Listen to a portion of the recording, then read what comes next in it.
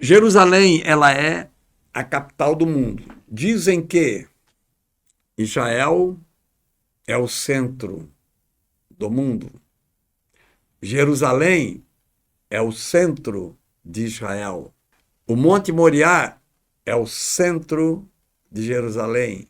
E eu pergunto a você, no Monte Moriá, nós temos o templo Al-Aqsa, o templo dos muçulmanos, e o templo da Igreja Católica. Você não acha que está faltando alguma coisa lá, não? E você que é crente, de saltar os poros, você que está nem dorme mais para não ficar no arrebatamento, você que crê nisto desde criança, que haverá um arrebatamento, você já prestou atenção que você vai ao Monte Moriá e lá não está o Templo de Jerusalém? Mas como não está lá? Eu vou mostrar para você que está. Então, claro, eu vou mostrar aqui, olha só. Tendo Jesus saído do templo, ia se retirando. Quando se aproximaram dele, os seus discípulos disseram: Senhor, que pedras, que edifício! O templo? E aí Jesus olhou para eles com um olhar de compaixão e disse assim: Vocês estão vendo estas pedras e este majestoso edifício? Sim, pois não ficará aqui pedra sobre pedra que não seja derribada.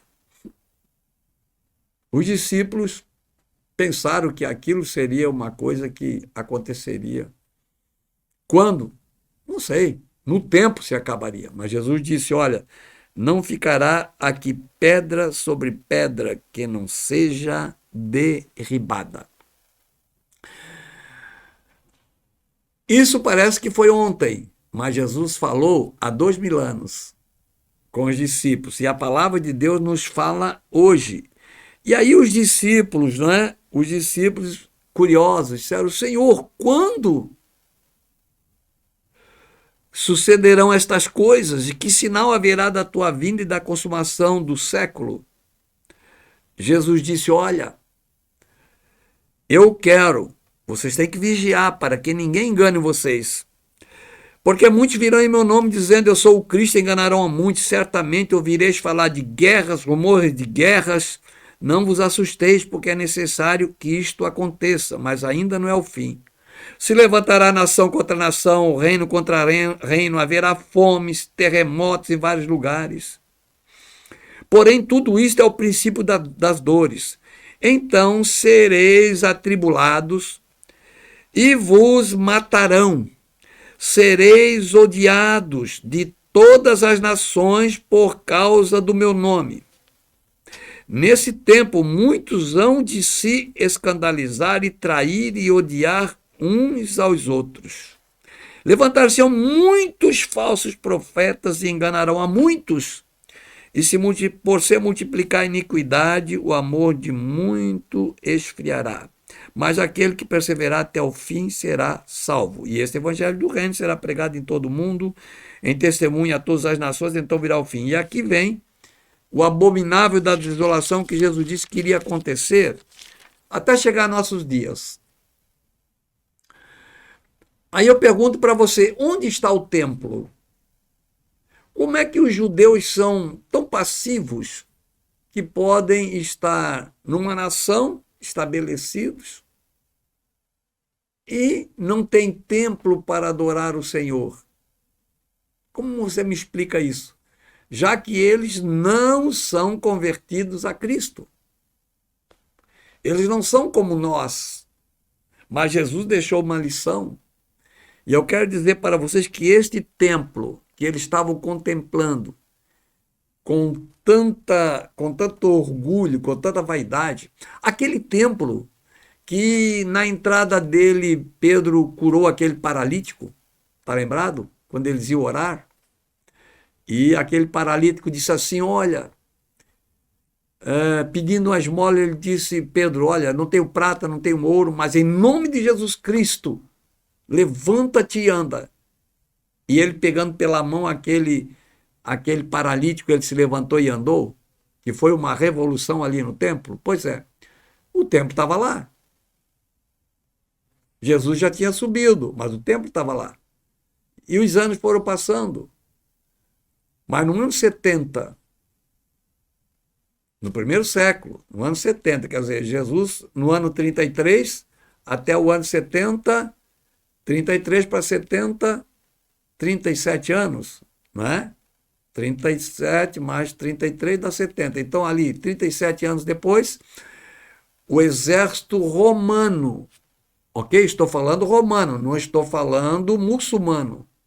O exército romano entrou em Jerusalém, cercou Jerusalém.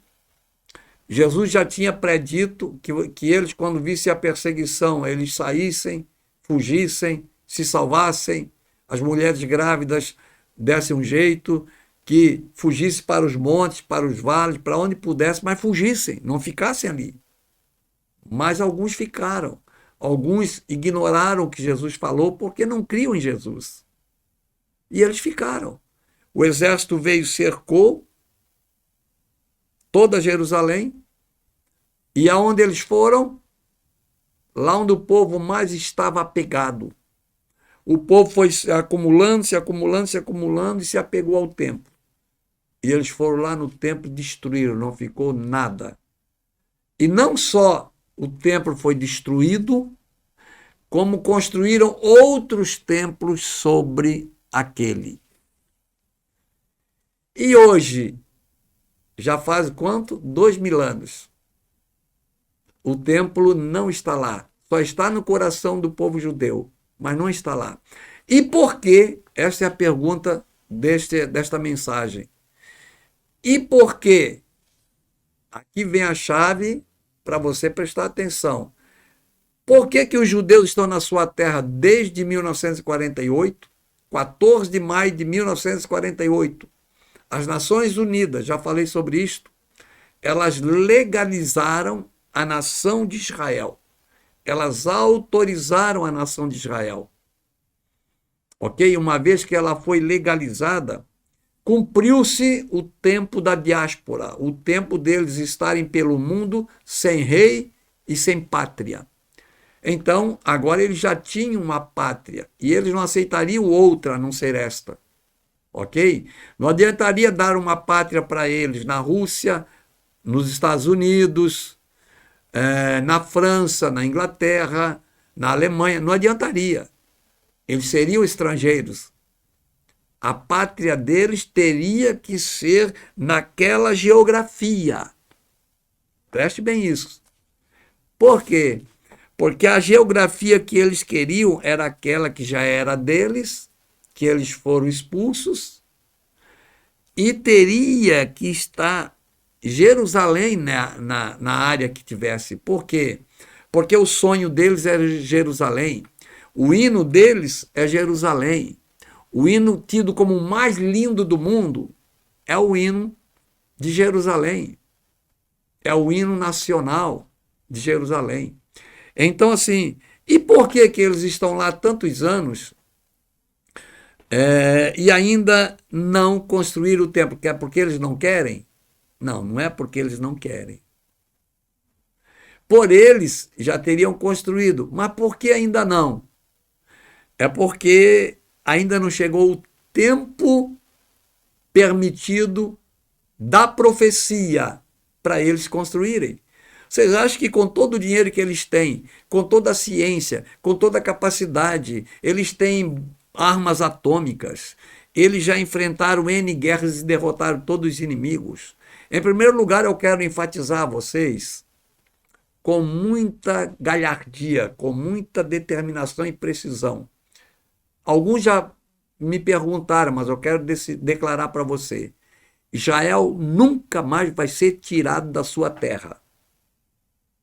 Podem se levantar as nações que quiserem da terra, e eu desafio as nações aqui, como profeta de Deus. Eu desafio. Nós temos mais de 200 nações na Terra. E ela é polarizada, né? Um pouco para lá, um pouco para cá. E eu desafio. Eles não vão conseguir tirar Israel de lá. Por quê? Porque Deus é Deus, está acabado. E podem fazer o que quiser, eles nunca mais vão sair de lá até que Jesus Cristo volte em pessoa para reinar. E aí que não vão sair mesmo, né? O que é que você acha? Bem, e quanto ao templo, que é isso que é o nosso tema de hoje. Jerusalém sem templo, Israel sem templo. Onde eles estão cultuando? Se eles ainda estão vivendo a antiga aliança, eles nem leem a nova aliança. Em primeiro lugar, você tem que entender que para nós, povo de Deus, na terra, nós temos 66 livros, para eles é 39. Eles não têm e não querem ter. E não estão aí para quem, nem aí para quem tenha o Novo Testamento. Primeiro, eles não creem em Cristo. Segundo, eles não querem Cristo. Terceiro, eles não querem o que Cristo falou ou escreveu. Terceiro, eles não querem o que os apóstolos escreveram ou falaram. Não é por eles que está no papel, é por Deus. Não é por eles que está no papel, é pelo Espírito Santo. É porque Jesus Cristo falou que o Espírito Santo ia lembrar os discípulos tudo aquilo que ele estava ensinando. E o Espírito Santo fez tanto lembrar que os discípulos, os escritores, colocaram no papel como nós temos hoje. Jesus subiu, mas enviou o Espírito Santo, e o Espírito Santo foi lembrando todos os autores da nova aliança, de Mateus a João. Todos foram lembrados pelo Espírito Santo e eles foram escrevendo. Eles foram fazendo anotações, escrevendo, nós temos a nova aliança. Mas Israel rasgou isso aqui. Nem tem isso aqui. Mas eles também, por conseguinte, não têm o templo. E enquanto eles não quiserem isso aqui, eles não vão ter o templo. Enquanto eles não quiserem Jesus, eles não vão ter o templo. E você vai dizer, sim, mas daí? Vai ficar sempre sem templo? Em primeiro lugar, num primeiro momento, eu quero dizer para você que sim. Não adianta ninguém querer. Não adianta Netanyahu querer, não adianta ninguém querer. E também não é porque Roma não quer, que tem seu templo lá no lugar, e porque os muçulmanos não querem. Você poderia dizer assim, puxa, mas eles não estão lá porque os muçulmanos não querem. Não, não é por isso. Eles não estão lá porque Roma não quer, o seu templo está lá. Não é por isso também. É porque há um plano profético. Ninguém muda, ninguém altera, ninguém tira e ninguém coloca. O plano profético que está estabelecido por Deus. Outro dia eu vou falar com mais detalhes algumas outras áreas, mas hoje é o templo. Então, o templo não está lá, não é porque o governo de Israel não queira, não é porque a nação não queira, não é porque Roma ou os países muçulmanos não querem. Não está lá. Abra agora bem o teu ouvido, ouça o que o Espírito te diz. E isso você vai gravar e você pode sair pregando. O templo não está lá porque a igreja de Cristo está na terra. Eu quero que você reflita sobre isso. A propósito, eu fiz um silêncio. Enquanto a igreja de Cristo estiver na terra, ela governa a terra. A igreja é o templo. A igreja de Cristo é o templo. Como eles não querem a igreja de Cristo, eles não têm a igreja, mas também não têm o templo. Que revelação linda para você entender isso. Que coisa linda! Você sabe que isto nem está no papel ainda, nem coloquei no papel, mas vou colocar isto no papel para que a nossa descendência aprenda, para que a Igreja de Cristo ouça e tenha isso como regra de conduta e fé. Pois é, aqui está a chave. Enquanto a Igreja de Cristo está na terra, ela é o templo de Deus. Ela é o templo do Deus vivente. Ela é o lugar do Espírito Santo. Ela é o lugar da adoração a Deus. Ela é o centro da adoração a Deus. Portanto, a Igreja de Cristo, ela está em toda a terra. Desde do Polo Norte ao Polo Sul. Os paralelos da Terra, não é? Os paralelos da Terra de Polo Norte a Polo Sul, da linha do Equador, ela estará desde do Polo Sul até o Polo Norte, de leste a oeste, do Oriente ao Ocidente. Se você olhar a Terra, ela é redonda como uma bola achatada nos seus polos. Então, os paralelos da Terra vão do Polo Norte ao Polo Sul e do Oriente ao Ocidente. Então, em todos esses lugares há a Igreja de Cristo. Na maior distância, nas geleiras maiores, nos lugares mais profundos, na maior escuridão da Terra, lá está a Igreja de Cristo. Ok? No Brasil, falando do Oiapoque ao Chuí, está a Igreja de Cristo.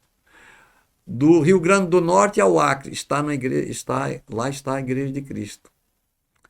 Para a tristeza daqueles que desprezam a Igreja e o quê? Para hoje, e aplaudem o Hamas, e apoiam o Hamas, para a tristeza deles. Ok? Porque a Igreja de Cristo, ela é a luz, ela é o brilho, ela é o farol, ela é o templo. Ouça isso. Este templo de Jerusalém não vai estar lá enquanto a Igreja de Cristo estiver na terra. Quando a Igreja de Cristo for levantada da terra, então os judeus vão se despertar, vão compreender, vai cair a escama dos olhos e através do ditador mundial, do grande ditador mundial, abro aspas para chamar de grande, né? Então, quando ele for estabelecido, o templo será estabelecido. Mas e daí? A igreja não estará mais na terra. É isso que eu quero que você entenda. Por enquanto, nós somos a voz de Deus na terra. Nós somos a voz profética de Deus na terra. Ok? Mas como a Igreja de Cristo, ela é invisível espiritualmente, como ela é uma nação invisível, um sacerdócio invisível, um reino invisível, mas real, então o que acontece? A nação de Israel, ela vai estar vivendo no seu território geográfico e ela tem o apoio profético de Deus para estar lá. Ninguém vai tirá-los de lá. Eles sempre vão vencer todas as guerras daqui para frente, porque esta maldição terminou em 1948, esta deles da diáspora, ok? Daqui para frente eles só vão crescer ali, mas vão permanecer sem o templo por causa da igreja, como eu já disse. Agora, eles vão continuar prevalecendo politicamente, geograficamente e como nação, sendo uma referência para o mundo inteiro. Ali teremos os grandes cientistas, ali teremos os grandes, a grande tecnologia, ali teremos tudo que precisamos ter na Terra, ok? Mas com perseguição. Agora você está vendo como, para terminar aqui, você está vendo como está havendo um coral no mundo inteiro querendo reverter o processo? Você está vendo como estão querendo agora dizer que é Israel que está atacando o Hamas e não o Hamas atacando Israel? Você está vendo como é a proposta do mundo? Como Satanás engana a mente das pessoas? Vocês estão vendo como o mundo está dividido? Mesmo o mundo não sabendo o que está fazendo, ele está dividido, mas tem um mundo poderoso que apoia Israel. Você está entendendo que sempre vai prevalecer o apoio a Israel sobre todas as nações que não o querem e que estão se preparando para destruí-lo? Ele está cercado de inimigos, ok? Ele está cercado. Ele está cercado de bombas atômicas. Ele está cercado de países que são inimigos dele. Ninguém quer Israel politicamente. Ele é cercado ali, e não só ali, não só regionalmente, mas mundialmente. Embora ele seja cercado de inimigo, ele vai prevalecer com aqueles que o apoiam. Isto é, estou falando politicamente, mas só para abrir a sua mente para eu orar com você. Para eu orar com você, você está vendo que há um projeto malicioso, maldoso, próprio de Satanás, querendo inverter o ônus da prova. Já aconteceu na ONU, já houve uma inversão, alguém quis uma coisa aqui de lá, outro de cá, alguém estava apoiando Israel, depois diz que meio assim, meio não, e aí as reuniões são canceladas, são adiadas, por quê? Porque eles querem inverter o ônus da prova para condenar Israel. Quer dizer, a pessoa entra lá, assalta, rouba, mata quanto pôde, mata tudo que pôde matar, provocou essa dor, essa desgraça, esse crime, provocou essa invasão indecente. E aí agora querem inverter o ônus da prova? Mas isso é próprio desse mundo, ok? Nós vemos que isso está havendo nas nações, mas não vão prevalecer. Eu quero garantir para vocês aqui, como servo de Deus, como anunciador das boas novas, como voz de Deus na terra, eu quero dizer aqui de antemão que não vão prevalecer. Pode perdurar esta guerra contra Israel, e acabando esta guerra virá outra guerra contra Israel, e ele haverá de guerra em guerra até o fim. Mas a minha orientação agora é sobre o templo, né? Então eu quero orar com você. Já disse para você porque Israel não tem o templo. E eu quero que você abra seus olhos e entenda.